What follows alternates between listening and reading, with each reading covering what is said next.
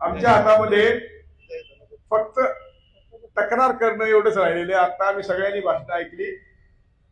मी असं म्हणतो की आम्ही आज अशी प्रतिज्ञा घेणार आहोत की आम्ही इथून पुढे येणाऱ्या सगळ्या निवडणुकांमध्ये फक्त आणि फक्त पेपर बॅलेटवर मतदान करणार, अहिंसेच्या मार्गाने घटनेच्या चौकटीत आंदोलन करणार।